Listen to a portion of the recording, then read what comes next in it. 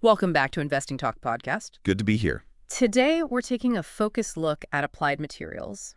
You sent over some interesting recent information, and our goal is to really dig into what's important for you to understand about this major player in the semiconductor world. It's definitely a company worth watching closely in that space. We've got quite a range of things to consider, haven't we? From their latest financial results, how the market's reacting, what analysts are saying, the big trends shaping their industry, potential challenges on the horizon, and even a closer examination of their financial health and strategic direction. Quite a bit to unpack there. So where should we begin to unpack all of this? Well, perhaps starting with their recent financial performance. Yeah. That usually gives us a solid foundation, don't you think? Good idea. What were the key takeaways for you from those numbers? Well, looking at the first quarter of 2025, the revenue figure stands out. Right. The first thing that jumped out at me, too, was that Q1 revenue hitting $7.17 billion. That's a 7% increase year over year, which, tells me they're continuing to grow. It's solid growth, especially in the current climate. Shows resilience. But it's not just about the top line, is it? Their profitability seems strong, too. Their operating margin, that's the profit from core operations. It's sitting at around 30.5%. And that's pretty consistent whether you look at GAAP or non-GAAP. Right, exactly. That suggests they're pretty good at turning sales into actual profit. That's right. An operating margin above 30% is, well, it indicates a significant ability to manage their costs and generate profit from each dollar of revenue. That kind of profitability can provide them with a buffer, some resilience in what can be a volatile market. And they're not just profitable on paper, they're also generating a significant amount of cash. In that same quarter, they brought in, $925 million in cash from their operations. Almost $1 billion in cash from operations in one quarter. That kind of cash generation gives them a lot of options, doesn't it? The ability to generate substantial cash flow is indeed a powerful asset. It allows a company to, reinvest in its business, fund R&D, maybe make strategic acquisitions, right, and, importantly for investors, return capital to shareholders. Which brings us neatly to exactly that point. They announced a significant 15% boost to their quarterly cash dividend. 15%, that's quite a jump. Yeah, bringing it to $0.46 per share. That's money directly back into investors' pockets. Plus, they've authorized a new $10 billion program to buy back their own shares. That's a substantial commitment. A dividend increase of that magnitude often signals that management is confident in the company's sustained earnings power. Makes sense. And it can also make the stock more attractive to income-focused investors. The share repurchase program, that can have several effects, potentially boosting EPS by reducing the share count, and often providing some support for the stock price itself. And the numbers really highlight this focus on returns. In just that first quarter, they distributed $1.64 billion to shareholders. Wow. $1.32 billion went towards buying back their stock, and $326 million was paid out in dividends. That's a considerable amount of capital being returned. That level of shareholder distribution suggests a company that's not only profitable, but also has a clear strategy for deploying its capital effectively with a significant emphasis on rewarding its investors. Okay, now let's shift gears a bit. How is the market viewing all of this? Their stock performance has apparently lagged the broader market. Which can happen, even with strong results. Right, which might surprise some given those strong financials we just discussed. However, their low price-to-earnings ratio is catching the eye of some. TE ratio, yeah. They see it as a potential sign that the stock might be, undervalued and perhaps poised for growth. You're right. There can sometimes be a divergence between a company's fundamental financial health and its short-term stock market performance. Lots of factors can influence prices day to day. Sure, overall sentiment, sector trends. Exactly. Yeah. A low PE ratio, which compares the stock price to earnings per share, can indeed suggest that the market hasn't fully recognized its growth potential relative to its current valuation.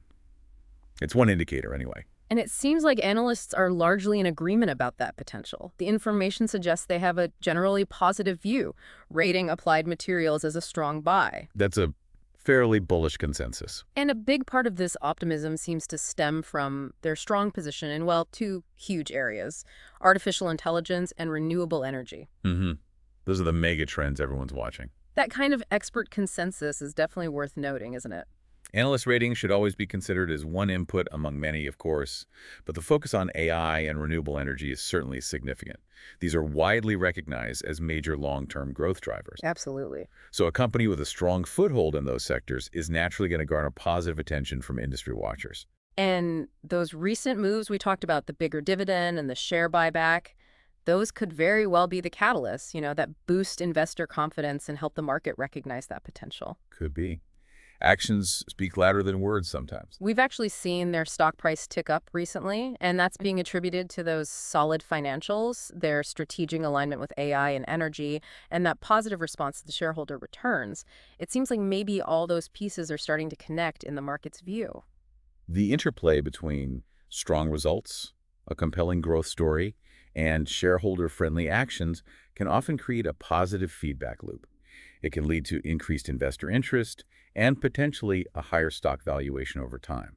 Let's delve a bit more into that growth strategy then. Mm. The semiconductor industry as a whole is clearly being propelled by advancements in AI and the global push towards renewable energy. Massive shifts happening there. It sounds like Applied Materials has strategically positioned itself to really benefit from these transformations. These aren't just niche markets anymore. They represent fundamental changes in technology and global infrastructure.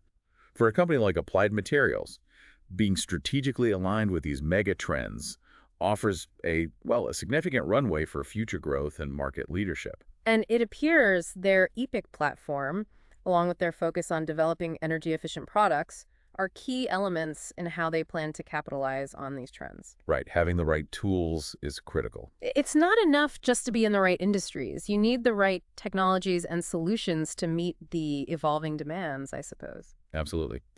The development of specialized platforms like EPIC and a clear emphasis on energy efficiency demonstrate a proactive approach. They seem to be anticipating and meeting the future needs of their customers in these critical sectors. This kind of focused innovation is crucial for maintaining a competitive edge in semiconductors. We also saw that they're investing heavily in research and development, R&D. Unnecessary costs in this business. And that's specifically tied to driving innovations in AI. While R&D is an expense in the short term, those kinds of investments are what can fuel significant growth and maintain a technological advantage down the road, especially in a field as dynamic as this one. That's a critical point. In the tech sector, particularly semiconductors, consistent and significant investment in R&D is just essential for staying ahead of the curve. You can't stand still. No. Their specific focus on AI innovations suggests they are targeting a high-growth area with, frankly, tremendous future potential. Okay, now let's take a broader look at where they fit within their industry. Applied Materials is a major player, a leading provider of materials engineering solutions for semiconductor manufacturing. One of the big ones for sure. Their main competitors include companies like KLA Corporation and Lam Research. Indeed. The semiconductor equipment market is dominated by a few key players, each with their own areas of specialization, though there's overlap. Applied Materials, KLA, Lam Research, they're the major competitors offering solutions for chip manufacturers.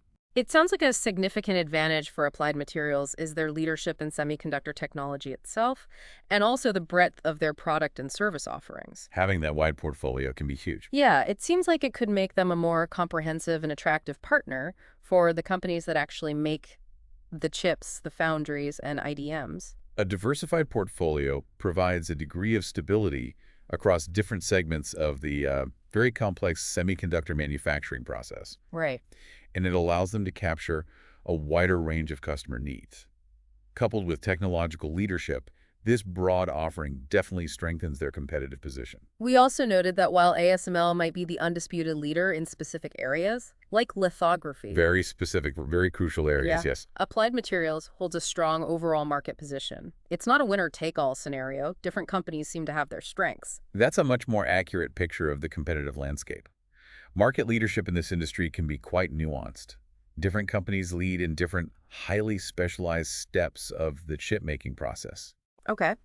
So a strong overall position signifies broad-based competitiveness and market relevance across many of those steps. Of course, no company operates without facing potential headwinds or risks.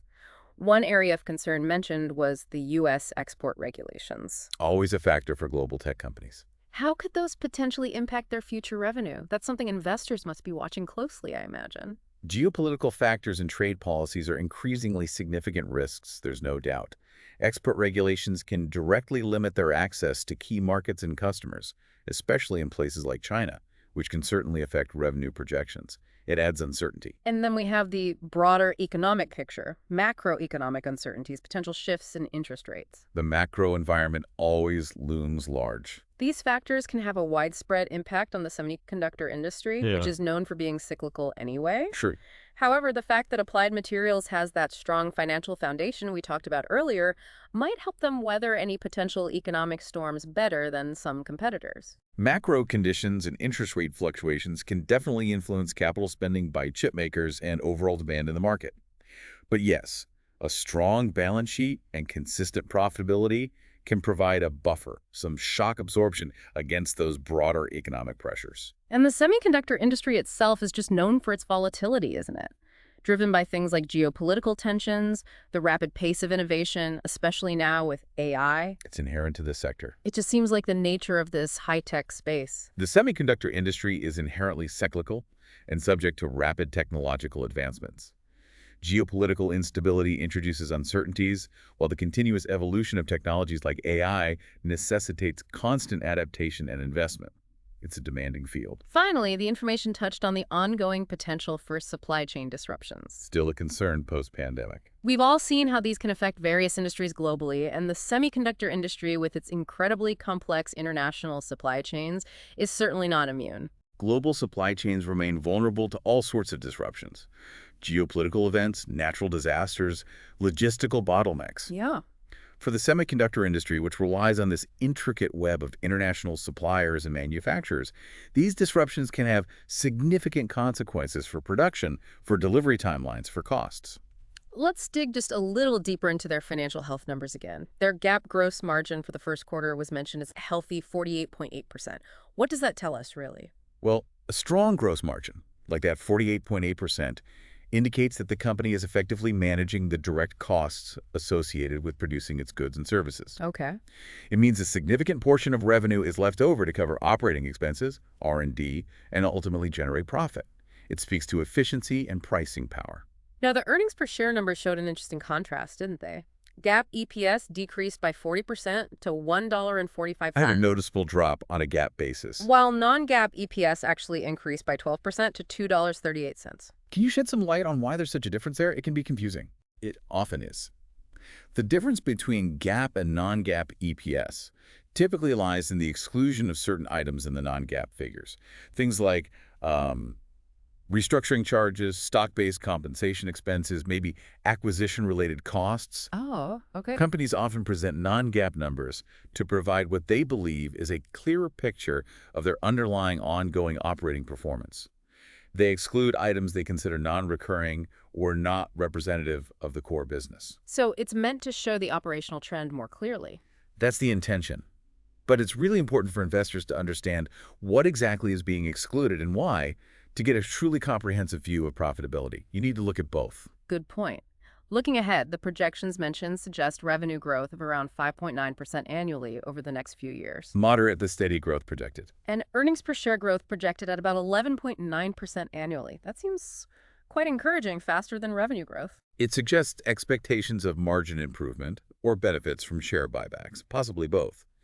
These forward-looking projections are, of course, the consensus estimates from analysts following the company. Great estimates. They factor in the company's market position, industry growth forecasts, management strategy, and so on. They aren't guarantees, but they offer valuable insights into the expected future trajectory. And their return on equity, ROE, is forecasted to be around 34.5% in the next 3 years. For those unfamiliar, what does that signify? High ROE sounds good, but what does it mean? Return on equity is a key financial metric. It measures how effectively a company is generating profit from its shareholders' investments, from the equity base. Okay. A forecasted ROE of 34.5% is quite high, suggesting that analysts expect Applied Materials to generate very strong returns on the capital invested by its shareholders going forward. Finally, let's just touch on the leadership and overall strategy briefly. Gary Dickerson has been the CEO since 2013. A decade-plus tenure. That provides a long period of consistent leadership focused on, as he states, innovation and growth. Consistent leadership at the top can be a significant asset, especially for a large, complex technology company like this. It provides stability and strategic direction and can foster that necessary long-term focus on innovation. And it sounds like their strategy emphasizes something they call high-velocity co-innovation with their customers. What does that imply in this context? Sounds like marketing speak, but what's behind it? It probably reflects the reality of the industry. In the highly specialized and rapidly evolving field of semiconductor manufacturing, close collaboration with customers, the chip makers, is absolutely crucial. Makes sense. So high-velocity co-innovation likely suggests a rapid, iterative process, working closely with chip manufacturers to develop the next generation of materials engineering solutions that meet their increasingly complex and demanding needs faster. So it's about speed and partnership. Exactly. This collaborative approach can lead to stronger customer relationships and ultimately the development of more effective and timely technological advancements, keeping them relevant. Okay, so to try and bring it all together for our listeners, the information we've discussed points to a company with strong current financial performance, Solid numbers, definitely. a well-defined strategy that seems aligned with significant growth opportunities in AI and energy, Tapping into those key megatrends. and a clear commitment to returning value to its shareholders through both dividends and share repurchases. They're certainly demonstrating that commitment. Now, while they do face potential challenges, macroeconomic conditions, regulatory factors, the usual industry risks, Which are real risks to keep an eye on. the prevailing sentiment among analysts appears positive, and the recent stock price movement seems to be reflecting this overall picture, perhaps catching up a bit. It paints a picture of a fundamentally strong company, operating in strategically important growth sectors, with a management team focused on current profitability, future innovation, and, importantly, rewarding its investors. This overview should give you a solid understanding, a good foundation for where Applied Materials stands right now. We definitely encourage you to do your own further investigation. Always do your own homework. Maybe look at their investor relations materials for the most up-to-date information and consider how all these factors fit into your own personal investment strategy. And if you found this analysis helpful and you want more in-depth discussions like this one, please do subscribe, like, and leave a comment. Your feedback really does help us tailor these explorations Yeah. to what you find most valuable. Absolutely. And maybe here's a final thought to leave you with.